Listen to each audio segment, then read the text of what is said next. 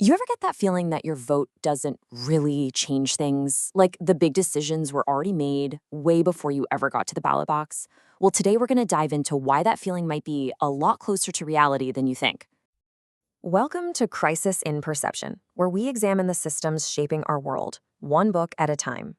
We're digging into a pretty provocative idea today. What if the democracy we know is actually just a brand? A carefully managed story that's designed to hide what the real power is. And this quote right here from the very influential journalist Walter Lippmann, well, it gives you a pretty clear window into the traditional elite view of where the public fits into that picture. And that gets us right to the heart of the matter. There's this massive gap, this chasm between the idea of democracy and how it so often plays out in the real world. So, what are these two democracies? Well, on the one hand, you've got the version we all learn about in school, right? The system where we, the public, actually get to shape public policy. But then there's the other version that our source material paints, a totally different picture of a top-down system where corporate power structures are the ones really calling the shots. So how in the world do we start to make sense of this gap between the ideal and the real? Well, Noam Chomsky's book, Secrets, Lies, and Democracy, gives us a really powerful toolkit for understanding exactly how this system works.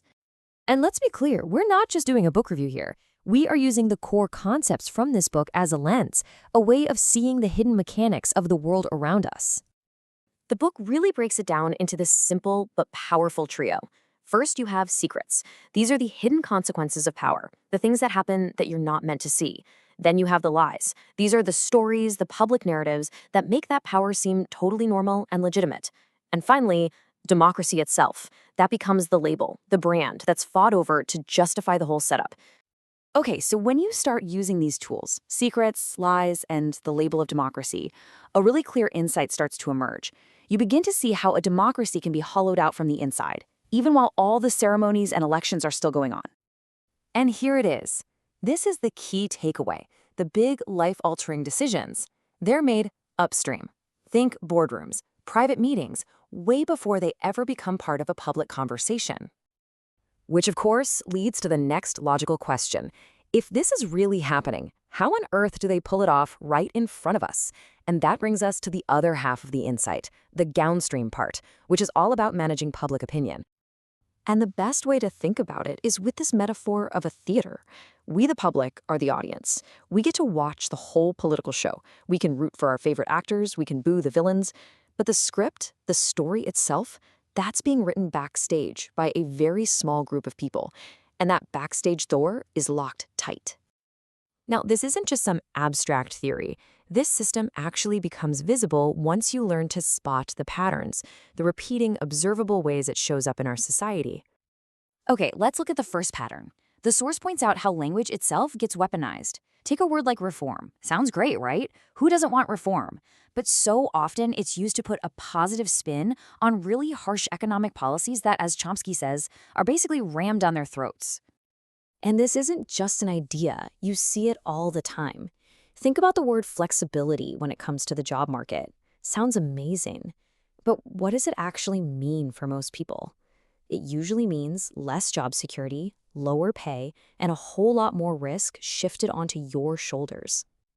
And that leads to an even more disturbing pattern, this growing, massive gap between the very wealthy and everybody else. It's a trend of spiraling inequality, where wages for most people just stop growing, and you see the rise of the working poor, people who have jobs but still can't make ends meet. It's like the nation's wealth is being systematically extracted from the many and funneled to the few. So if you're pushing all of these policies that really only benefit a tiny slice of the population, how do you keep everyone else on board? Well, that's where the third pattern comes in. You have to police the narrative. The book argues that the media plays a huge part here, creating a passive, obedient population by setting the boundaries of what's considered a reasonable debate. It keeps our eyes on the show, on the theater, and away from where the real power is. So let's bring this all back home. Let's turn this analysis back on ourselves. This whole framework kind of forces us to ask a really fundamental question about how we even measure what a good democracy is. And this is really the final question to chew on. What happens if we stop measuring democracy by its processes, by voting in elections, and instead we start judging it by its results, by the actual real-world outcomes for the people who live in it? Because here's the bottom line. Should we judge a democracy by its slogans and rituals, or by what it actually produces? Things like public health, economic security for families, the basic human dignity that it offers to its citizens. Forget the promises for a second. What does the system actually deliver? This project is free and publicly accessible. If you'd like to support the time, tools, and research behind Crisis in Perception, you can become a supporter on Patreon.